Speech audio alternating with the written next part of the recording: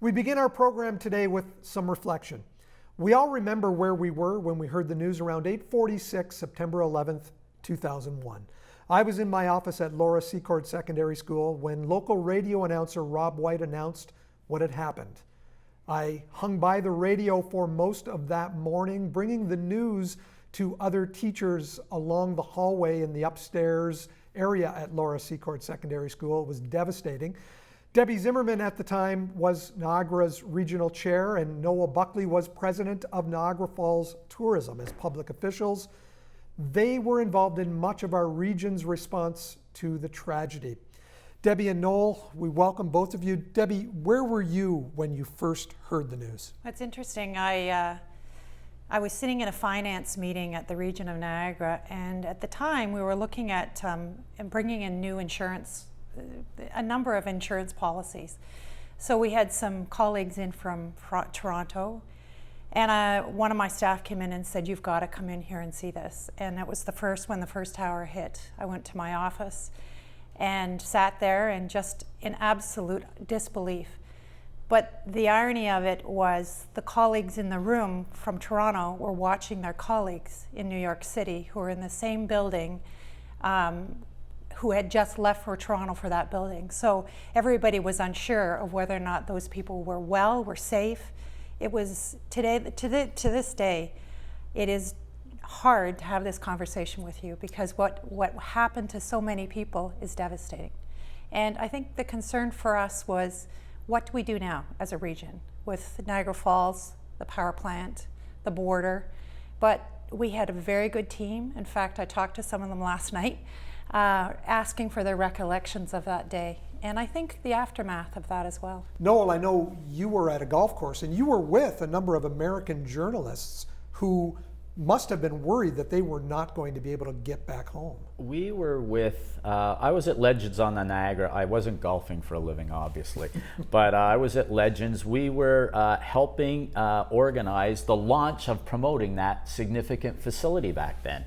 And one of the things that we were doing was a Ryder Cup style event between American golf writers and Canadian golf writers in a competition. And we were at Legends just before we were all about to tee off, Canadians and Americans, and we could see it up on the screens. I remember I was at the cafe kind of bar side at Legends, and we were looking up at it in disbelief.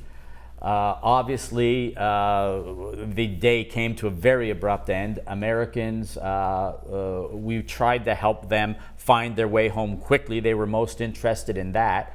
It was incredibly eerie, and I remember turning to a colleague and I said, "This changes absolutely everything for Niagara, and it changes everything for the tourism industry. Over and above the human tragedy that was taking place, our industry was about to change dramatically." What did the region have to do to respond to this immediately? You know, I have to credit the regional staff, and at the time, Dr. Robin Williams, as well as Mike Trojan was the CAO, a number of other people were involved. We had done 2 emergency measures practice sessions with the US. We had gone and practiced what would happen if we had a major national event. Interesting enough, it was something that quite honestly, it's hard to get people to pretend about a national disaster. How do you get them? You feel silly making EMS, those fire, silly police, all moves. those kind of things. But we did it twice prior to this. So, it was not flicking a switch because everybody was numb and trying to figure out what's next, particularly with the power plant in Niagara Falls. We've got a national bridge, we've got a number of bridges. What are we going to do? So we just regrouped, sat down, got a hold of our emotions first and foremost, because we had to make decisions. The backup at the Peace Bridge was becoming unacceptable because nobody could move. We had all these people who didn't have a place to stay, didn't have any access to food. People were staying home, a lot like the pandemic, as Noel said. The streets were eerily quiet. So we just put together a great team of people, led by Dr. Williams and Mike Trojan at the time. Linda Ricks, I remember, Doug Sider. There were a number of people that I heard from, and I've not talked to recently, but they were people that were involved. But it took, it really took the calm And we mobilized the regional council. They gave us the authority to make the decisions, and that was key, so that we didn't have to keep coming back to regional council for either finances, support of anything major. We just could go and do our job. You mentioned calm, and that's very important for public officials during a crisis like this. Yep. And Noel, you talk about, the stop of everything, and when those planes hit, everything else became trivial. That's absolutely right, to be perfectly frank. We were looking to leaders, the leaders of our nations, the leaders of our region, the leaders of our province, and clearly taking our lead from them.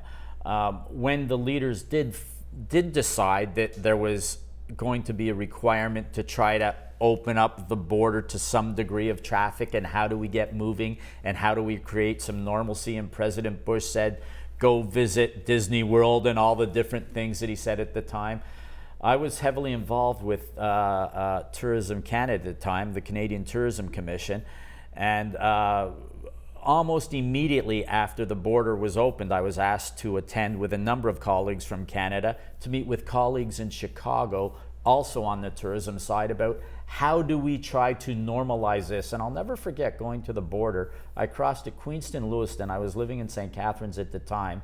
It may have been 10 days, 12 days, 15 days after. They opened the border to very limited numbers of traffic. And I got to the border, there was not a car in sight. And the customs agent on the American side said, where are you going? And I told him, and he says, well, what do you do? And I told him what I was doing and what my business was. He says, just be safe out there. And he waved me along my way. And it was just a human contact that I think people were really working hard to understand the humanity and the impact that this had on everybody. And you are right, the tourism industry and economic activity and all of that was absolutely secondary, third, fourth. It was nothing in comparison to the human tragedy. And we, like everybody else, took our cue from the leaders of the time. I don't know about the two of you, but this entire time that we're talking, I have chills going up my spine, remembering the event and listening to you telling me about your experience with the event. I think that's what everybody's been feeling, right? It is hard to explain to your children, but I talked to my daughter yesterday, and the one thing she said, Mom, I remember, I was right in the middle of math. I was in math class, and so she said, I was panicking because I didn't know what should I do, knowing you're at the region, Dad was at work. What should I be doing? What should I be doing? And I can appreciate from the children's perspective what it must have felt like. Because we all grew up in a very safe environment. Feeling safe all the time. The world wars were over, yeah. right? We had the Vietnam War, but it wasn't the same. We could leave our doors open. We never thought about an impactful event like this, ever. Yeah, it was very, very hard. My children were of an age where I have a child born in '98, so he would have been 3 at the time. I have 2 children that would have been 7 and 8, and they trying to explain it to them. And we actually, my wife had worked in New York City. We liked New York City, and we had a monstrous picture of it in our family room at home. And I was trying to explain to my 7 and 8-year-old what happened to these 2 towers and what it meant and how it went on. And it was very difficult to try to explain to children the incredible tragedy that just took place without scaring them as well. Yes. And it was incredibly. I like you. It's tough for me to talk about it. I find myself getting emotional sitting here in this chair. I can certainly see that. Yeah. Debbie, Noel, thank you so much for sharing your story of that day for us. We really appreciate it, and I apologize for bringing up some of those feelings as well. No, thank you very much for allowing us to be here, Mike. It's great. Thank you.